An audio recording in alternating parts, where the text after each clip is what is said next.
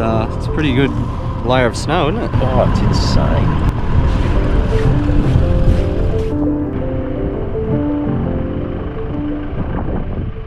The weather is coming in, so we're going to pack camp up and we're going to hit the road. So what we're going to do is we're going to go hunting for some huts. We'll go and see what we can find on the way out of this snowy mountain region as we head north.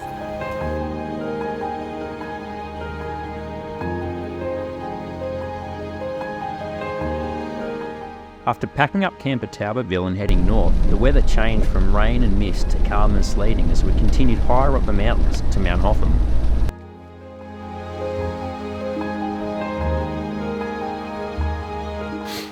What I find really interesting about the hut is they've actually left a provision for chandelier. Could be for a ceiling fan. Oh, ceiling fan, yeah. It's where you hang your meat. Not hanging any meat off that. Alright, so the first hut, Victorian High Country is obviously known for its huts and the Alpine regions. I think we can do a bit better than this part, can't we, Mark? This is a classic rustic charm of a hut. People from Vaucluse would pay a lot of money to see this.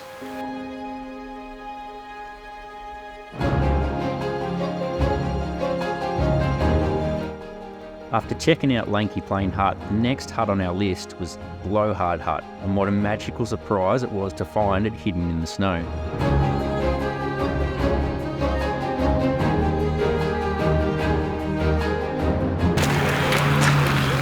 Told you I could find a better hut. Yeah, this one's front door's open too. Beautiful. Kettle's on. Hello.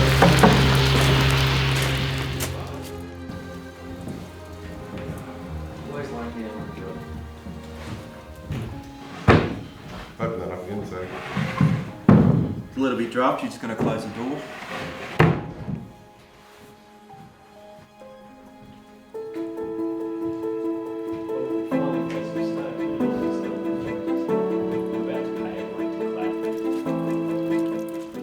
As Aussies, it's not often that you get to see snow, but it doesn't matter how many times we do, you still fall in love with the beauty of a landscape changed from the snowflakes falling from the heavens.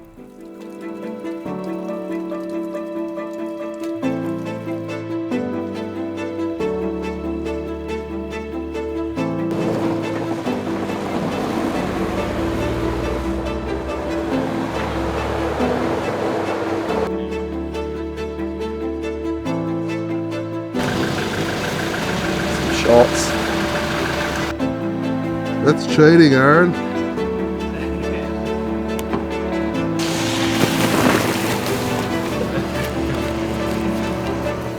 As it turns out, we're all just big kids, and after a bit of a snowball fight, flying around in the, sliding around in the snow, decided it's time to head to the pub and have a nice cozy beer and maybe a bit of lunch.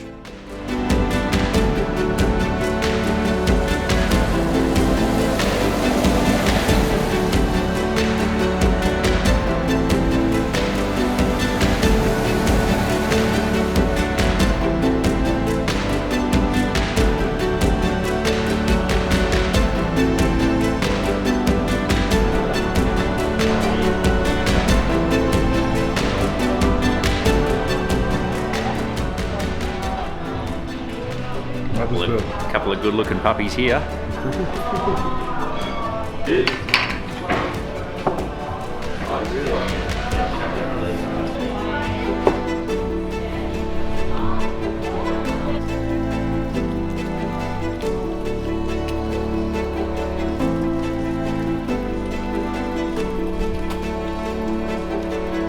Heaters ready, people coming to groom the runs and all that sort of stuff. They're all drink things.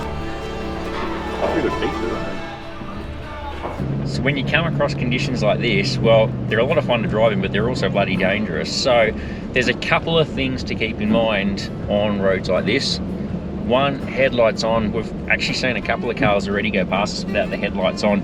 You can't see them 10 meters down the road. They disappear. So headlights on. But also when you get into the Alpine regions, you've actually got yellow, basically the lines become yellow because the yellow is easy to see. So make sure you stick within the lines, slow down. a lot of the snowy areas, they actually put poles up. So they'll put red poles up with fluoro, fluoro material on them as well. So you can actually see where the edge of the road is, because a lot of the time one side will be sheer cliff, the other side will be basically going one side will be up, the other side will be a sheer cliff drop. So play it safe, take it slow. Certain times of the month you've got to carry chains. Fortunately we're not in that period, but yeah, it's a lot of fun coming and driving in the snow and checking these sites out, so enjoy it.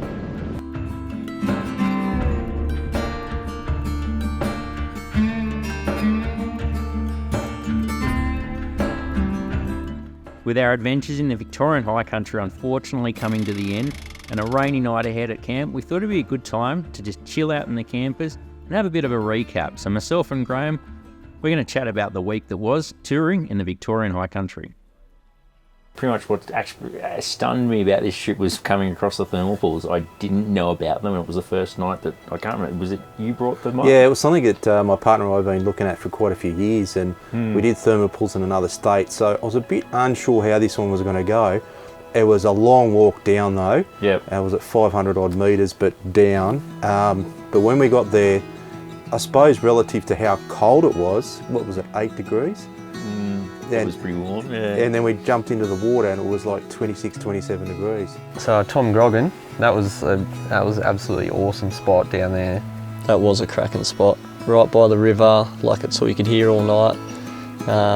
So on the Murray River there, it's probably, wouldn't swim in at this time of year, but it would be a good spot to be in summer, I'd say. And the best part is it's actually on the border. It's part of the Murray. And next day when we're driving across the creek, getting into Victoria for the first time. Yeah, the Murray, the part of the Murray River. Like That's right. You know, you consider the Murray River and how iconic it is and how big long it is. You know, it's a major part of Australia, and we're just there camping away, cooking up, you know, living the dream. And then we get to go across it in our forward drives, and then this world of forward drive heaven opens up, doesn't it?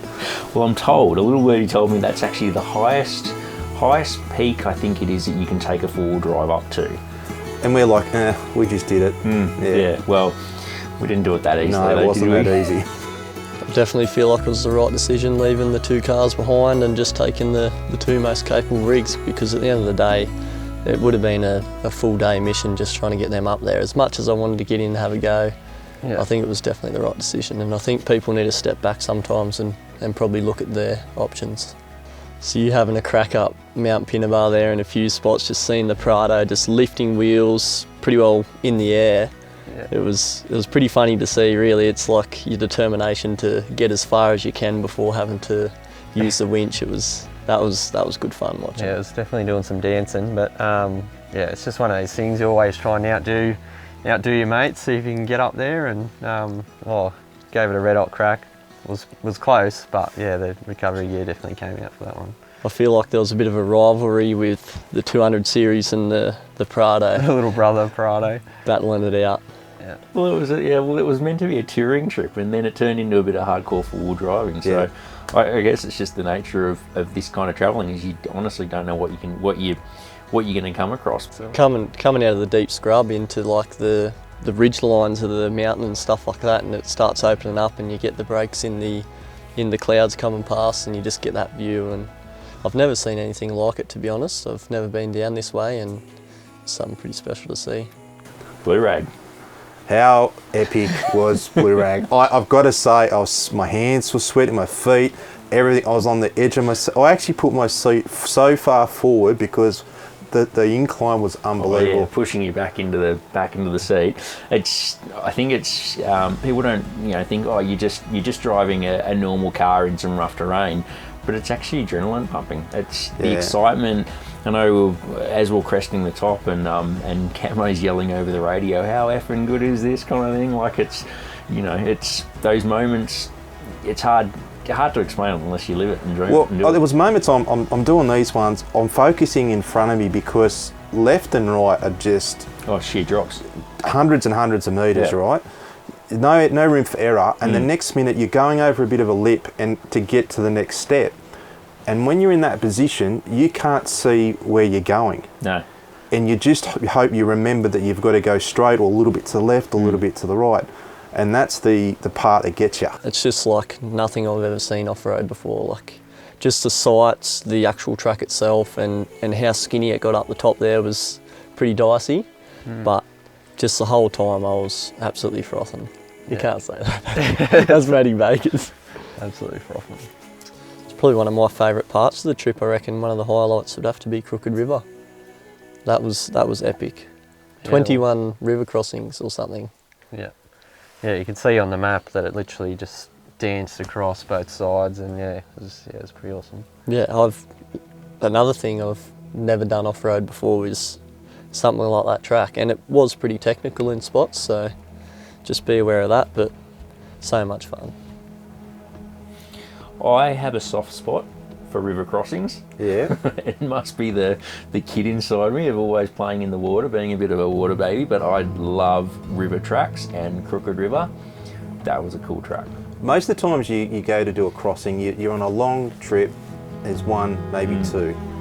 How many were there? It was at 26 or something. It was ridiculous. just amazing, and everything was different. You had deep drop-ins, you had high takeouts, you had cruising along the river. At one stage, I just slowed up behind you guys. You guys are taking around the corner. I get down to the river crossing and go, do I go left or right? And it was just interesting, but yeah, definitely a great. I'll definitely be going back. Oh, beautiful as well. Stunning scenery. Absolutely. And there was multiple places along that track we could have stopped, whipped out the fridge out the back and had a lunch, had a picnic, chilled out by the river, thrown a line in, just really enjoyed that scenery. That was very. Well, I actually got to the end of it and we had to ascend again. Yeah. And you guys were worried about the Hilux. No worries. I just put it down low and we just crawled up, and I was a little bit disappointed because I wanted to turn around and go back. So Blowhard Hut, that was pretty specky to come across all that, like just in the snow like that. Well, as you could tell, I was chomping at the bit to find some snow this trip. It was kind of on the bucket list of things to do on this Victorian High Country trip, and to see it at that hut was just amazing. Like no one was expecting that. Yeah, well, it's still early in the season, so we were pretty lucky there, I think. Yeah. So. Yeah, we were having a bit of a laugh in the early parts of the trip. So, I wonder if we're going to find snow. It's a bit too early in the season, and all egging each other on a little bit about whether we'd actually find any snow. We crested a couple of peaks with no luck, and wouldn't you know it, I'll be damned. What did we come across today? Well, the funniest thing was it was a day that we actually were going to do other tracks, and it started raining. Safety first. We went a different direction, hut finding, and snow. Yeah. Oh yeah, and it wasn't this hut. It was something you'd see a picture out of a book, out of a landscape book. It was just this old tin hut. Just this slight clearing. There was the typical alpine trees sort of surrounding it, and just complete white out. And you start thinking about firstly the history. Why is hut there? From back in the gold rush days. You start thinking about maybe prospectors later on, and you start thinking about people that it may need as a safety environment. Hiking today, yeah. Yeah, look, I could see if it's weather gets pretty bad up there. We saw a bit of it this week, but I can see needing, if you need somewhere to stay, it would be okay. Yeah. Look, it's not as good as this, but it'll do you fine until the weather passed through. Well, yeah, I mean, Blue Rag was probably the adrenaline pumping moment of the trip. Finding that snow at that hut, well, that was a bit of excitement. Yeah, absolutely. From the White Sands of Fraser Island last series to, the white snow in the Victorian High Country, we've ticked off so much in this trip. From starting up in Sydney, cruising down to Jugiong, covering all of the Thredbo area, jumping into some hot some thermal pools, I should say, some stunning campsites, unreal forward driving, epic views. We've had one hell of a time. We took 1 week off and we've made an absolute lifetime of memories. Thank you very much for watching. Make sure you check out our websites to have a look at all of the camper trailers that we've got on offer. Check out the other videos on our YouTube channel. Make sure you keep an eye out on our socials and come and say good day at one of the shows or one of our dealerships around Australia. We've loved having you along for the ride. And make sure you keep an eye out for the next adventure. Who knows where we're going to end up next. I think it's time to start a bit of a snowball fight.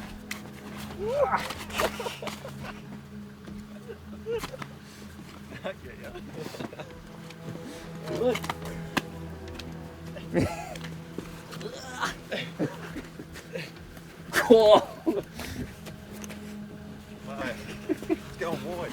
Oh, I caught him. Oh. Oh. In the face.